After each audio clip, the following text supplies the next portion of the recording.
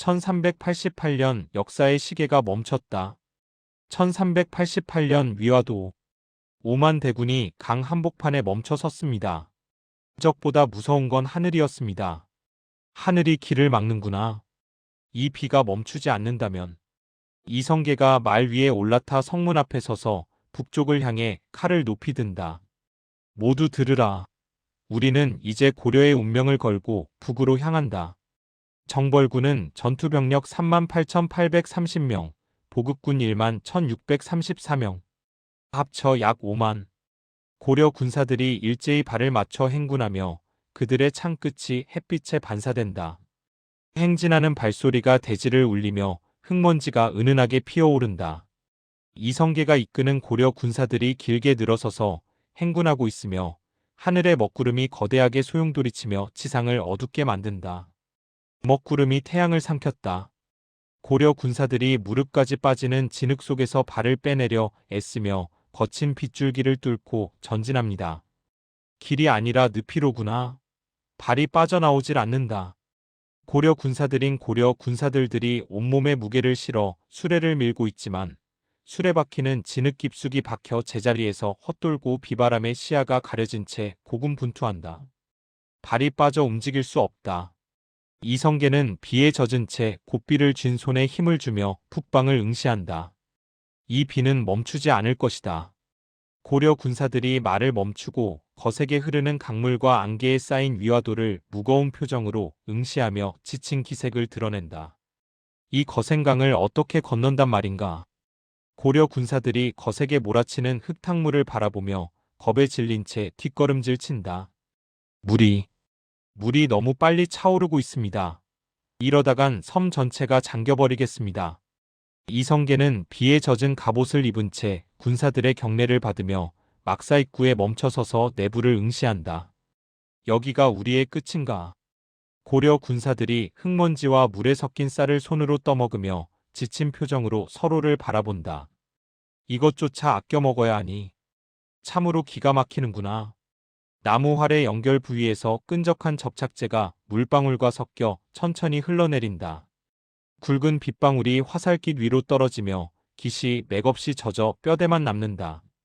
고려 군사들이 고통스러운 표정으로 바닥에 누워 신음하며 몸을 뒤척인다. 이성계가 참담한 표정으로 막사 주변에 누워있는 병사들을 둘러본다. 죽어가는 것은 적이 아니다. 이성계가 강가로 가까이 다가가 몸을 숙이며 소용돌이치는 물결에 손을 가까이 대고 수위를 세밀하게 살핍니다. 강이 성난 파도와 같구나. 이대로는 한 걸음도 뗄 수 없다. 고려 군사들이 무기를 버리고 어둠 속으로 조용히 도망친다. 이성계가 붓을 잡고 신중하게 종이 위에 글을 써내려간다. 촛불과 창문의 달빛이 어우러져 그의 얼굴에 드리워진다. 첫째, 소국이 대국을 거스름은 옳지 않다. 이성계는 무거운 침묵을 깨고 지도를 손가락으로 짚으며 나지막이 고개를 젓는다. 이것은 불가한 전쟁이다. 작은 나라로서 큰 나라에 거스르는 것은 이치에 맞지 않는다. 이성계가 서한 앞에 앉아 신중하게 붓을 움직이며 글씨를 쓴다. 둘째, 농번기인 여름에 군사를 동원하는 것은 백성들을 도탄에 빠뜨리는 일입니다. 이성계가 지도의 수도 개경 부근을 손으로 짚으며 비장한 표정으로 고개를 저어 우려를 표한다. 우리가 푹진하는 사이 빈집을 노리는 왜구의 칼날이 도성을 향할 것이다. 전통 활의 접착 부위에서 악교가 끈적하게 녹아내리며 시위가 힘없이 늘어진다. 넷째, 장마철이라 활의 악교가 녹아 쓸 수 없게 되었다. 비바람을 뚫고 한 명의 고려 군사가 상소문이 담긴 통을 등에 맨 채 말을 타고 전력 질주한다. 명령을 되돌려야 한다. 어서.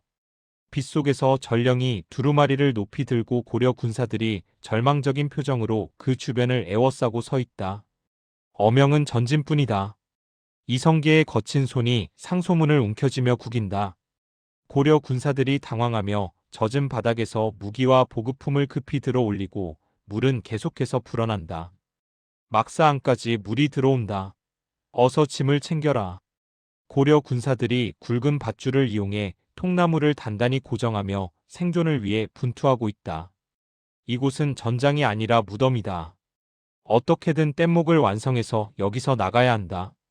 이성계가 무거운 발걸음으로 병영을 순찰하다가 진흙바닥에 쓰러져 신음하는 군사들을 발견하고 멈춰섭니다. 그의 눈시울이 붉어지며 고개를 떨굽니다. 내 군사들이 죽어간다. 이성계가 칼자루를 꽉 쥐고 번개가 치는 하늘을 바라보며 깊은 결심을 하는 표정을 짓는다. 살릴 것인가 죽일 것인가? 하늘의 뜻은 어디에 있는가? 이성계가 정면의 장수들을 강렬한 눈빛으로 응시하며 무거운 침묵을 깬다. 나와 뜻을 함께하겠는가? 이성계는 자신의 가슴에 손을 얹으며 흔들림 없는 눈빛으로 부하들을 응시한다. 그의 어깨는 무거운 짐을 진 듯하지만 자세는 곱고 당당하다. 모든 죄는 내게 물어라. 이성계가 칼집에서 칼을 힘차게 뽑아 하늘을 향해 높이 치켜든다. 주위에 서 있는 고려 군사들이 동요하며 이성계를 바라본다. 말머리를 돌려라.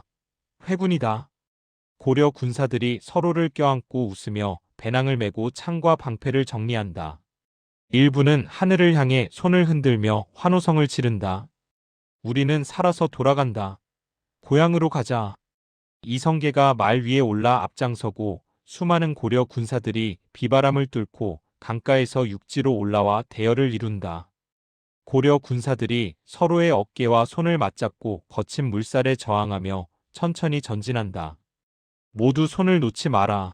한 명도 낙오시키지 마라. 이성계가 고삐를 꽉 쥐고 세차게 흐르는 강물을 헤치며 앞으로 나아간다. 뒤로는 수많은 고려 군사들이 물보라를 일으키며 따라온다. 고려 군사들이 일제히 말의 고삐를 당기며 먼지 구름을 일으키고 남쪽을 향해 전력 질주한다. 번개처럼 남아하라. 말을 탄 이성계가 언덕 정상에서 멈춰서서 성벽을 바라보고 그 뒤로 고려 군사들이 창과 깃발을 든 채 정렬합니다. 고려의 심장이 눈앞이다.